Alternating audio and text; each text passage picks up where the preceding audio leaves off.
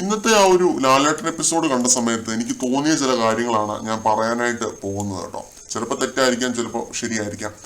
അനീഷ് ഒരു മികച്ച ഗെയിമറാണ്. പക്ഷെ ഒരു കാര്യം നമുക്ക് വിമർശിക്കാതിരിക്കാൻ പറ്റത്തില്ല. കാരണം അത്രയും വലിയൊരു പ്രശ്നം ഈ കഴിഞ്ഞ ആഴ്ചയുടെ തന്നെ തുടക്കത്തിൽ നടന്നിട്ട് ആ ഒരു വിഷയത്തിൽ വളരെ ഡിപ്ലോമാറ്റിക് ആയ ഒരു സ്റ്റാൻഡ് അനീഷ് എടുക്കുന്നുണ്ട്. ഈ കാര്യത്തിൽ അനീഷ് പറയുന്നത് ആരുടെ ഭാഗത്താണ് ശരി, ആരുടെ ഭാഗത്താണ് തെറ്റ് എന്ന് തിരിച്ചറിയാൻ പറ്റുന്നില്ല എന്നാണ്. ആ ഒരു പതിപ്പിനുള്ള കേസാണ് കേട്ടോ. അത് വലിയൊരു ഡിസ്കഷൻ തന്നെ ആയിരുന്നു. അതെന്തൊരു നിലപാടാണെന്നേ. ഒന്നെങ്കിൽ അത് അല്ലെങ്കിൽ ഇത്. അവിടെയും തൊടാതെ ഇവിടെയും തൊടാതെ ഇങ്ങനൊരു സ്റ്റാൻഡ് എടുക്കുന്നതിനോട് എനിക്ക് തീരെ യോജിപ്പില്ല.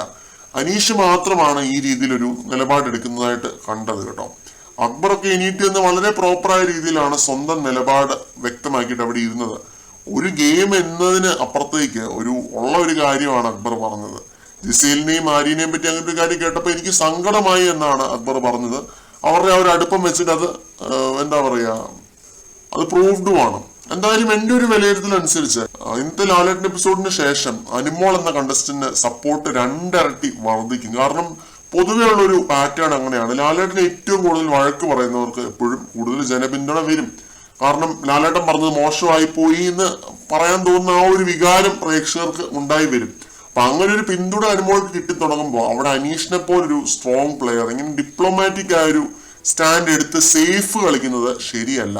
പിന്നെ ഇതിനകത്ത് വേറൊരു കാര്യം, അനീഷ് അനുമോളോട് സംസാരിക്കുന്നതായിട്ട് കാണിക്കുന്നുണ്ട് ലാലേട്ടൻ എപ്പിസോഡിന്റെ ഇടയ്ക്ക് തന്നെ.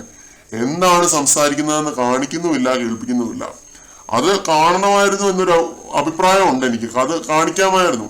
കാരണം അത്രയും സ്ട്രോങ് ആയ ഒരു പ്ലെയർ ഇത്രയും വലിയൊരു വിവാദത്തിൽ ഏത് പക്ഷമാണ് എന്ന് നമുക്ക് അറിയത്തില്ലല്ലോ. അത് നമുക്ക് അറിയണം. കാരണം ആ ഒരു ഭാഗം മുഖ്യത്തിരി എനിക്ക് ബാഡ് അടിച്ചു. അത് വേറൊന്നും കൊണ്ടല്ല, തുടക്കത്തിൽ കണ്ട ആ ഒരു അനീഷ് തിരിച്ചു വന്നാൽ മാത്രമേ ഇനി അനുമോൾക്ക് അവിടെ ഒരു ശക്തമായ എതിരാളി വരത്തുള്ളൂ. അക്ബർ ഇനി ട്രാക്ക് മാറ്റാനായിട്ടുള്ള സാധ്യതകളാണ് കാണുന്നത്. കാരണം ഉറ്റ സുഹൃത്താണ് പുറത്തായത്, ഇമോഷണലി ആകെ തളർന്നിരിക്കുവാണ്. അപ്പാനിയുടെ ഒരു പാത ഇനി അക്ബർ പിന്തുടരാനുള്ള ഒരു സാധ്യതകൾ വളരെ കുറവാണ്. അപ്പൊ അനുമോൾക്ക് അവിടെ ബേസിക്കലി ഇപ്പം എതിരാളികൾ ഇല്ല എന്നുള്ളൊരു അവസ്ഥയിലേക്ക് എത്തി നിൽക്കുകയാണ്. ജിസേലിനെയൊക്കെ ഒതുക്കി എന്ന് വേണേൽ പറയാം. അപ്പൊ ഇതൊക്കെയാണ് ആ ഒരു പുതപ്പിനുള്ളിലെ കേസിൽ നിന്നുള്ള എന്റെ ഒരു ടേക്ക് അവേസ് എന്ന് പറയുന്നത്. ലാലേട്ടൻ അനുമോളെ അത്രത്തോളം ചാടിച്ചത് ഒരു റിവേഴ്സ് പരിപാടി വർക്കൗട്ട് ആക്കാനായിട്ടാണ്. ആര്യന്റെ ഭാഷ പറഞ്ഞ റിവേഴ്സ് സൈക്കോളജി. അതിന് കൃത്യമായിട്ട് അനുമോൾ നിന്നു കൊടുത്തു എന്ന് മാത്രമേ ഉള്ളൂ. ഞാൻ കണ്ടു എന്ന് പറഞ്ഞിട്ട് അത് അനുമോൾക്ക് അപ്പോഴും പറയണമെന്നുണ്ട്, സോറി ഞാൻ അങ്ങനെ കണ്ടിട്ടൊന്നുമില്ല, ഞാൻ വെറുതെ ഒരു ഗെയിമിനായിട്ട് തട്ടിവിട്ടതാണെന്ന് പറയണമെന്നുണ്ട്. പക്ഷെ അത് പറയാതിരിക്കുന്നതിന് ഒരു റീസൺ എന്ന് പറഞ്ഞു കഴിഞ്ഞാൽ ഇതൊരു ആക്ടിങ് അലോങ് എന്നൊക്കെ പറയുന്ന പോലത്തെ ഒരു സംഭവമാണ്. എന്തായാലും എന്നെ എടുത്തിട്ട് ഇങ്ങനെ ചാടിക്കും, അപ്പൊ പിന്നെ ഒരു ജനവികാരം ഉണരട്ടെ എന്നോർത്തിട്ടായിരുന്നിരിക്കാം. അപ്പോ അങ്ങനെ നിൽക്കുന്ന പോലെ എനിക്ക് ഫീൽ ചെയ്തു. അപ്പൊ അതിനെപ്പറ്റി നമുക്ക് വേറെ തന്നെ ഒരു വീഡിയോ ആയിട്ട് സംസാരിക്കാം അല്ലേ. വീഡിയോ ഇഷ്ടമായാൽ ലൈക്ക് ചെയ്യാനും ചാനൽ സബ്സ്ക്രൈബ് ചെയ്യാനും മറക്കരുത്. കൂടുതൽ അപ്ഡേറ്റുകളുമായിട്ട്